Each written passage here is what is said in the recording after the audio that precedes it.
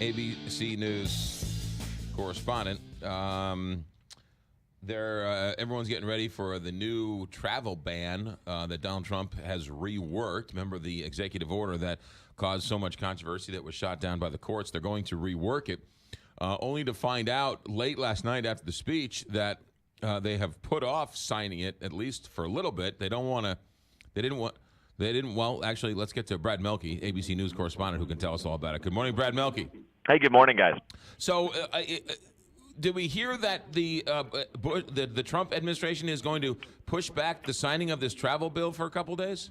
Yeah, we've just had this confirmed by a White House official in the last couple hours that it has been delayed. There's no timeline for when this new revised executive order is going to be announced, but you get the sense, the sort of feeling that since the vibes on Capitol Hill are so good right now, and people are talking about what soft edges Donald Trump had last night, despite the continuation of his hardline policies, that maybe today is not the day to sort of create this new sort of flurry of activity in the nation's airports. And so now we've got a delay, and we don't know exactly what the timeline is. All right, and we've also heard that Iraq is no longer part of this travel ban?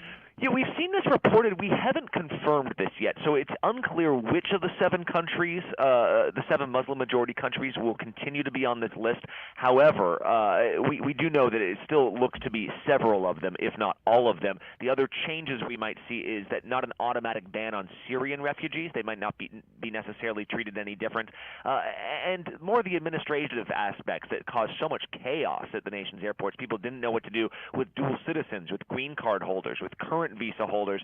Those issues are all being taken care of so that those people would be allowed to come. However, obviously very much curtailed in the future. Much more sort of everyone getting their ducks in a row, it looks like, from the administration when this rolls out. The opposite side, Brad Melke, what are the Democrats and the people who are against this getting ready for?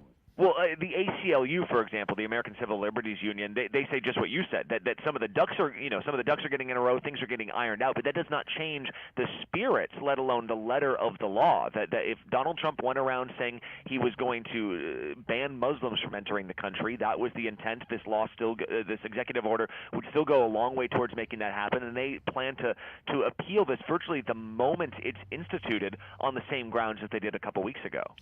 Any idea how different it is in terms of allowing Christians in from some of these countries as opposed to the last bill is to this bill? What are the changes, or do we know? Yeah, we don't know that yet. We don't know exactly what the refugee sort of status will be. We know that Syria won't necessarily be treated much differently from other refugee programs, but we don't know if they're going to sort of tweak the idea of prioritizing Christians or at least using different language in that. Remember, a judge said that he was looking beyond just what was in the executive order and looking at public comments that Donald Trump and Rudy Giuliani had made. Those comments didn't go away just because they're revising the order. So you could imagine that even if it says there's a blanket ban on refugees for 90 days, that a judge could still come in and give the same rationale for denying this in court, but we'll see. Brad Melke, ABC News correspondent in New York. Thanks for checking in, Brad.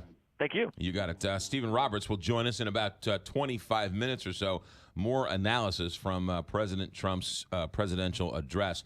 We're starting to get a better look at what's going on in Perryville. 1 dead, 10 injured in Perryville tornadoes. It looks like it crossed over Highway 55, I guess, just north of Perryville, and we're seeing stories and seeing some video now come in of large swaths of neighborhoods sort of destroyed by the.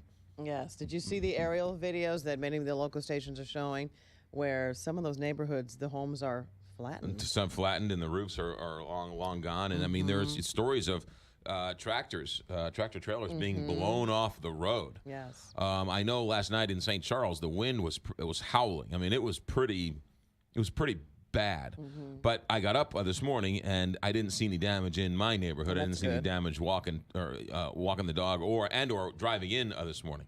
But it's got to be pretty powerful if you can blow a tractor trailer off the side of the road. Very much. I mean, that's bad news. So we'll keep an eye on all of that. 6:57, big